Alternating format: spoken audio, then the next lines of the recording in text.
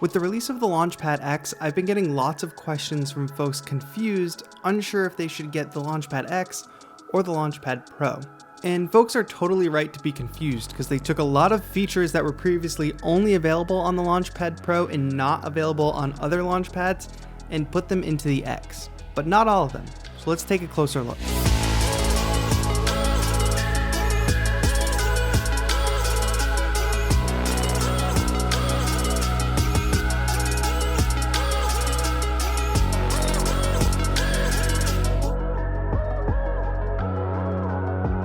Before we get too deep with the LaunchPads, people are always asking me, how do you know how to use all this gear? And in being a content creator and a music producer and a controllerist, I have to draw on a bunch of technical knowledge and then a bunch of musical knowledge all at the same time. And if you're someone who's seeking those skills, you should check out Skillshare, the sponsor for today's video.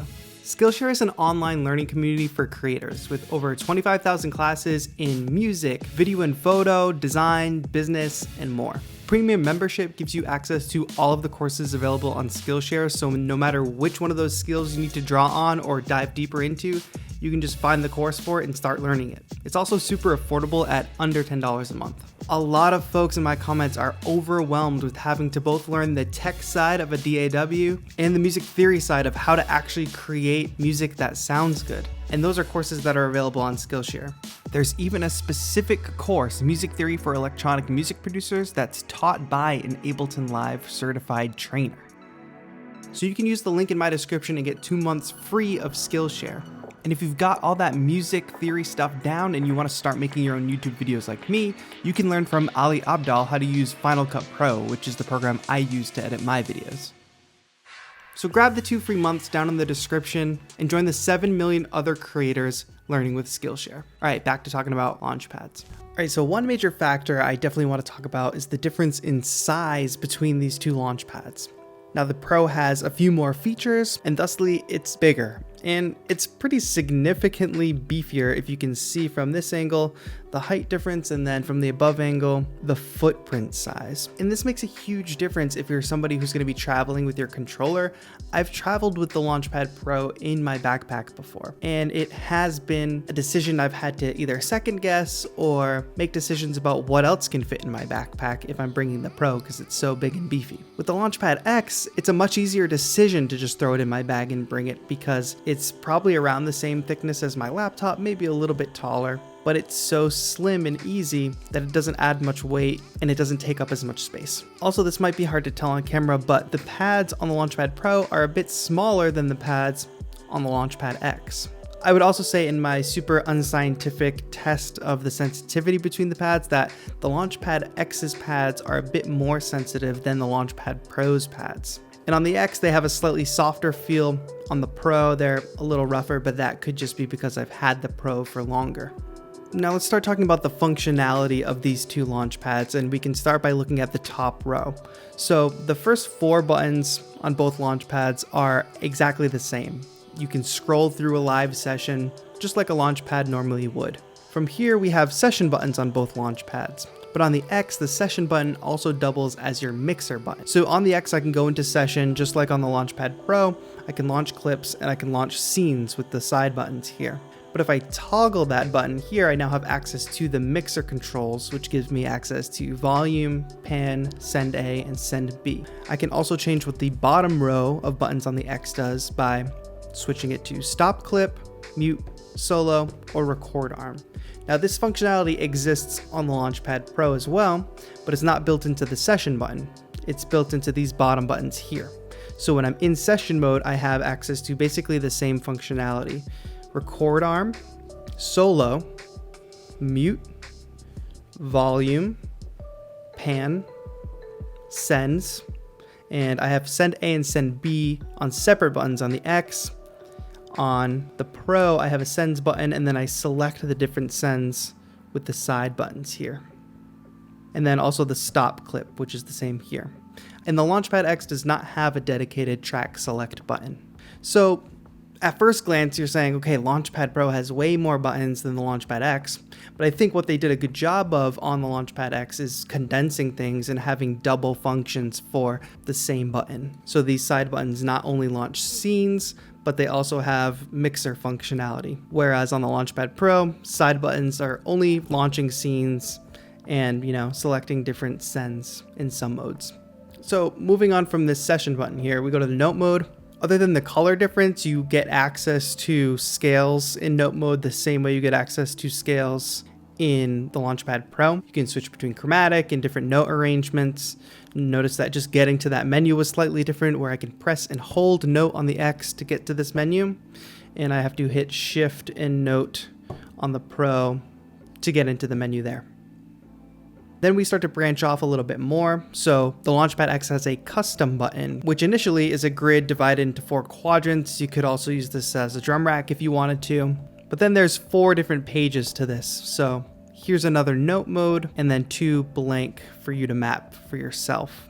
On the LaunchPad Pro, in that same position, we have a device button, which if I bring up the drum kit on Ableton, will dive into the macros of whatever device the blue hand in Ableton is controlling. So no specific device mode on the LaunchPad X, but some dedicated custom pages. That's a difference right there. Analogous to the custom pages would be the user page on the LaunchPad Pro, although there aren't templates like there are on the X. So custom or user on the LaunchPad X, you get these grids, chromatic, and then 2 blank pages. User mode on the LaunchPad Pro, blank page. That's it for the top row on the LaunchPad Pro, but on the top here on the LaunchPad X, we have our dedicated record button, which on the LaunchPad Pro is down here in the bottom left. Now the record button on the LaunchPad Pro is not only, your session record button to record ideas, but it's also your capture MIDI button. So what capture MIDI does, let's say I'm just going to come up with a beat idea here in Ableton Live, no ideas yet. I'll switch over to note mode and I've got my drum rack. LaunchPad Pro also automatically shows the drum rack, and the metronome's rolling. Now I just start to play around with ideas.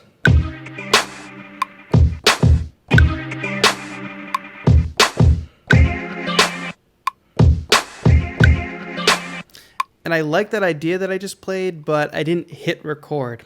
And that happens when you're in the moment. Well, if I just hold the record button and do capture MIDI, you can see here, it actually recorded those last 4 bars that I played.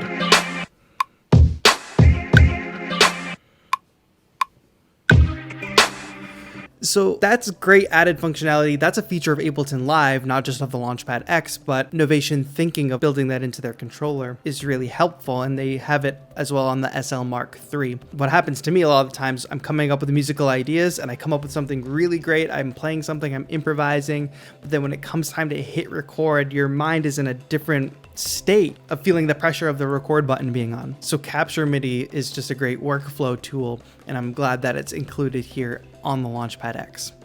So now we've basically gone over all the function buttons on the LaunchPad X and the pros of those. Now the territory we're getting into is the control that the LaunchPad Pro has that the X does not. And that's a lot of like workflow, DAW specific control that is really great to have on the LaunchPad Pro. So most of it is here on this left side. Here we have a shift button, and that's for using different functionality of some of these buttons. You saw me use it with Note to get into that menu, and it will serve some other functions here, like the quantize button will turn record quantize on and off, undo becomes redo, things like that. So you can tell they were already thinking of double functionality per a single button here on the LaunchPad Pro. But we have the ability to turn our click track on and off, which is helpful. Undo, which is something I use all the time. Like, it's basically instinctual now that when I'm recording ideas and I don't like it, like I don't have to look, I just reach over and Command Z, but it's built right into the LaunchPad Pro, which is nice, as well as Shift, Redo. Then we have a delete button, quantize, so after I play that musical idea, just hitting quantize to snap it, or toggling on and off record quantize, which essentially means if I'm recording a musical idea, after I hit that record button again and it loops back, it will automatically quantize. I don't even have to hit quantize. Sometimes you want that, sometimes you don't. So you're able to toggle that on and off here. Duplicate. This is a function I use a lot, especially when building up loops. If I wanted to add a hi-hat pattern on top of that loop that I just created, but I wanted to preserve the original pattern, I'd hit duplicate and start recording over the duplicate. And then double. say I wanted to double the length of a recorded idea and add another layer, I could do that with the double button here. And we have the record button, which you already talked about, is on the LaunchPad X. So those core functions on this left row here, click on and off, undo, redo, delete, quantize, record, quantize, duplicate, and double, are not here on the LaunchPad X. That's your main decision point in terms of DAW functionality, LaunchPad Pro versus the LaunchPad X. Can you live without these functions as an in-the-box producer? That said, there is an external hardware component to this because the LaunchPad Pro has MIDI in and out, as well as the ability to attach a power adapter so you can use it completely standalone away from the computer. So if you're someone who's got a lot of hardware in their studio and would like to use the LaunchPad Pro as a controller for that, that's a huge draw for the LaunchPad Pro, something that the LaunchPad X does not do. Of course, you could route things a certain way where this is connected to a computer and then your computer is connected to the external gear and this can then control the external gear, but that's just a lot of extra steps. Natively, the LaunchPad Pro is capable of controlling hardware and having no laptop in the mix whatsoever. So who are these for?